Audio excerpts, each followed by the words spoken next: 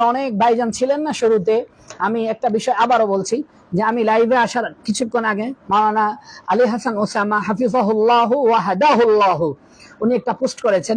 আমি গতকাল মাওলানা আলী হাসান ওসামার এই বই নিয়ে পোস্ট করেছিলাম যে আমরা যে সমস্ত বিষয় নিয়ে মাওলানা মওদুদী সাহেবের উপরে আপত্তি করি এগুলা নিয়ে তেমন আলোচনা নেই। তখন তিনি আজকে এই পৃষ্ঠার পোস্ট ছবি দিয়ে পোস্ট করেছেন যে বিরোধিতার জন্য নাকি আমি বিরোধিতা করেছি, বই হাতে নিয়ে 4-5 মিনিট 4-5 পৃষ্ঠা উল্টাপাল্টা করে পোস্ট দিয়ে দিছি। এখানে নাকি আমাদের আলোচনা, আমরা যে সমস্ত বিষয় অভিযোগ করি এগুলা নিয়ে নাকি আলোচনা আছে। ভাই, আমি আপনারা অনেকে শুরুতে ছিলেন না, আমি আবারও বলতেছি আপনাদের সবার জানার জন্য, আমি এই বই হাতে নিয়ে বেশি অংশ পড়া আমার শেষ এবং আগাগোড়া বারবার উল্টে পাল্টে আমি দেখেছি, আমি এই পৃষ্ঠা দেখেছি।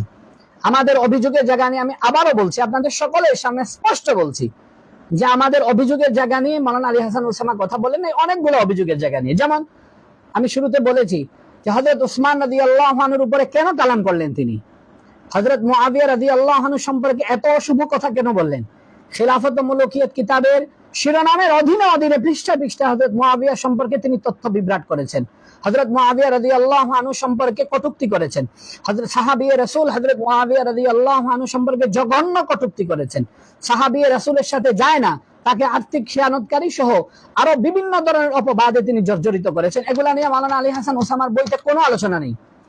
ইসমতে আম্বিয়ার বিষয়ে হযরত মুসা আলাইহিস সালামের উপরে গুনাহের অপবাদ দিলেন, আদম আলাইহিস সালাম সম্পর্কে অযাচিত শব্দ প্রয়োগ করেছেন, সাইয়্যিদুল মুরসালিন সাল্লাল্লাহু আলাইহি ওয়াসাল্লাম সম্পর্কে এমন এমন কথা তিনি বলেছেন যেগুলা ইসমতে আম্বিয়ার সাথে যায় না। আপনি একদিকে বলবেন আমি ইসমতে আম্বিয়া স্বীকার করি, আবার অন্যদিকে ইসমতে আম্বিয়ার সাথে পুরোপুরি সাংঘর্ষিক, পুরা আকীদাকে নষ্ট করে দেয়। আম্বিয়া ইকরামের শানে এমন গুস্তাখি, এমন বেয়াদবিক শব্দ তিনি প্রয়োগ করেছেন। আমার খুব ইচ্ছে ছিল, আমি মনে প্রাণে চাইতাম যে মাওলানা আলী হাসান ওসামা সাহেব যেহেতু বই লিখতেছেন, মাওলানা মওদুদী সাহেবের কলমে এগুলা বিস্তারিত বিবরণ আসুক। আমরা যদি ভুল বুঝে থাকি আমরা তওবা করব। আমি আশাবাদী সমস্ত উলামায়ে দেওবন্দ একথার উপর একমত, যদি ওনাদের ভুল ধরিয়ে দেওয়া হয় যে আমরা যদি অনাকাঙ্ক্ষিত অযাচিত ভুল করে মাওলানা মওদুদী সাহেবের উপরে এই সমস্ত অভিযোগ করতাম তাহলে আমরা ফিরে আসতাম। কিন্তু এগুলা নিয়ে কোনো কথা নাই, উনি হুট করে একটা পোস্ট করে দিয়েছেন। আমি গতকালকেও বলেছি মূর্খদের আস্ফালন।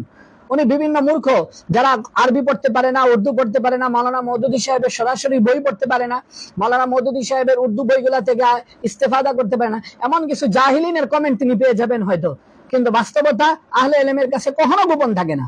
ওনার উচিত ছিল মাওলানা মওদুদী সাহেবের পক্ষে, যেহেতু তিনি কলম ধরেছেন এবং নাম দিয়েছেন মাওলানা সাইয়্যিদ আবুল আলা মওদুদীর কলমে, ইসমতে আম্বিয়া এই যে আদালতে সাহাবা, এখানে বেশ কয়েক পৃষ্ঠা তিনি লিখেছেন, পুরাটা ওনার লেখা, আলী হাসান ওসামা সাহেবের সংযোজন।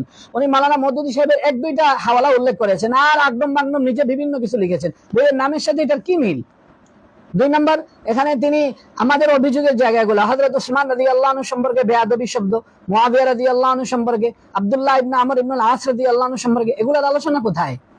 ইসমতে আম্বিয়ার বহসে আসেন মুসা আলাইহিস সালাম সম্পর্কে, আদম আলাইহিস সালাম সম্পর্কে, ইউনুস আলাইহিস সালাম সম্পর্কে, হযরত দাউদ আলাইহিস সালাম সম্পর্কে, সর্বোপরি আমাদের প্যারা নবী হযরত মুহাম্মদ সাল্লাল্লাহু আলাইহি ওয়াসাল্লাম সম্পর্কে যে বেয়াদবি আলফাজগুলো বলেছেন ওরা নিয়ে কোনো কথাই বলেন নাই তিনি। আমি স্পষ্ট বলছি উনি কোনো কথা বলেন নাই। আরো অনেক অভিযোগের জায়গা আমাদের।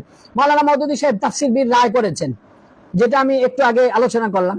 একটা পয়েন্ট, সূরা বাকারাতে আরো 2-3টা জায়গা আছে এমন যেখানে মাওলানা মওদুদী সাহেবের তাফসীর জমহুর আহলুস সুন্নাহ ওয়াল জামাতের তাফসীরের সাথে সাংঘর্ষিক। এরপরে মাওলানা আবুল আলা মওদুদী সাহেব আম্বিয়ায়ে কেরামের মুআজিজা সম্পর্কে সন্দিহান ছিলেন। উনি আম্বিয়ায়ে কেরামের মুআজিজা সম্পর্কে এমন এমন তাবিলানা বক্তব্য করেছেন, ইনশাআল্লাহ যদি আপনাদের দোয়া ভালোবাসা এবং সঙ্গ থাকে সামনে একটা লাইভে আসবো যে আম্বিয়ায়ে কেরামের মুআজিজা সম্পর্কে মাওলানা আবুল আলা মওদুদী সাহেবের অনাস্থা, মাওলানা আবুল আলা মওদুদী সাহেবের সন্দিহান এবং 1000 বছরের স্বীকৃত বরেণ্য গ্রহণযোগ্য মুফাসসিরিনে কেরাম যেভাবে উপস্থাপন করেছেন তিনি সেভাবে উপস্থাপন করেননি। তিনি আহলুস সুন্নাহ ওয়াল জামাতের জমহুর মুফাসসিরিনে কেরামের রাস্তা থেকে সরে গিয়ে, কেন সরে গেছেন? যারা আগে ছিলেন না, এই যে তানকিহাত থেকে আমি পড়ে শুনিয়েছি যে এইগুলা যার নজরিয়া হবে, যিনি লালন করবেন, তার তাফসীরের কিতাবে এই ভুলগুলো থাকা অবশ্যম্ভাবী। আলহামদুলিল্লাহ, আপনারা অনেকে শুরু থেকে এই পর্যন্ত ছিলেন, লম্বা সময় ছিলেন। আমি শুরুতেই বলেছি যে আপনাদের ধৈর্য ত্রুটি ঘটাবো না, আপনাদের ধৈর্য হারানো করব না, সংক্ষিপ্ত সময় লাইভ করব। আলহামদুলিল্লাহ আপনারা অনেকেই শরীক হয়েছেন। আমি যদি কমেন্ট পড়া শুরু করি অনেক দেরি হয়ে যাবে। অনেক বরেণ্য ভাই, দারুল উলুম মাদানীনগর মাদ্রাসার মুহাদ্দিস, আমার শ্রদ্ধেয় ছোট মামা মাওলানা ফয়সাল আহমদ কাসেমি, আবু আফফান, আমার ছোট ভাই, আপনারা চিনেন বাংলাদেশের তরুণ আলেমদের আইডল মাওলানা রেজাউল করিম আবরার, কিছুদিন আগে কারামুক্ত হয়ে এসেছেন। আমাদের সিলেটের কৃতি সন্তান মাওলানা আইনুল হক কাসেমি সহ আরো অনেক বরেণ্য উলামায়ে কেরাম এই লাইভে ছিলেন, তারা সময় দিয়েছেন। আমি সকলকে আবার অভিনন্দন জানাচ্ছি, জাযাকুমুল্লাহ, অন্তরের অন্তঃস্থল থেকে। ইনশাআল্লাহ সময়ে সময়ে আমরা এইভাবে লাইভে আসব। আগামী পর্ব যদি আসি, আপনাদের যদি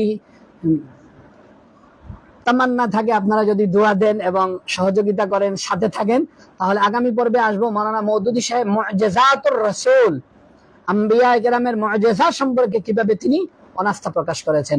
আমরা আবারও বলছি, আমরা হিংসার জায়গা থেকে, আমরা হঠকারিতার জায়গা থেকে মাওলানা মওদুদী সাহেবের উপরে কালাম করি না।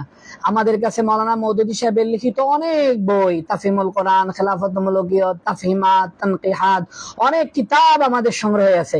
আমরা কিতাব পড়ে পড়ে লাইন দেখে দেখে বুঝায় বুঝায় আপনাদেরকে বলতেছি যে মাওলানা মওদুদী সাহেবের তাফহিমাত থেকে শুরু করে রাসায়েল ও মাসাইল, বিভিন্ন কিতাবে এমন কথা আছে যেটা আহলুস সুন্নাহ ওয়াল জামাতের সাথে যায় না। যদি আমাদের ভুল হয়, আপনারা আসেন, আমরা বসি, অফলাইনে বসি, অনলাইনে বসি, সাক্ষাতে বসি, কথা বলি। আমরা কখনো বলবো না যে মুনাজারায় আসেন। হৃদ্যতার সাথে আমরা সংলাপ করি, আলাপ করি। উম্মত এখন ইখতিলাফ চায় না, ইফতিরাক চায় না। উম্মত এখন ইত্তেহাদ চায়। ইত্তেহাদের সময় আসেন, আমরা একসাথে বসি, কথা বলি। আল্লাহ তাবারাকা ওয়া তাআলা আমাদেরকে ইহকাক হক ইবতাল বাতিল, বর্তমান সময়টা অনেক ফিতনাপূর্ণ সময়, বাতিল আসতেছে হকের রূপ ধারণ করে। এটা এই উম্মতের জন্য অনেক বড় একটা কঠিন পরীক্ষা। বাতিলের লেবাস পরে যদি আসে চিনা সহজ, কিন্তু বাতিল যখন হকের রূপ ধারণ করে আসে, তখন আর চিহ্নিত করতে পারে না অনেক মানুষ। সেই সময় আমরা এখন অতিবাহিত করতেছি। এর জন্য আমরা সকলেই আমাদের আকাইদা, আমাদের বিশ্বাস, আমাদের চেতনা, আমাদের মানহাজ, আমাদের মাশরাবকে হেফাজত করি। সকলকে ভালোবাসা, সবার জন্য দোয়া, সকলের কাছে দোয়া কামনা করে আজকে এই পর্যন্ত লাইভ শেষ করছি। আসসালামু আলাইকুম ওয়া রাহমাতুল্লাহি ওয়া বারাকাতুহু।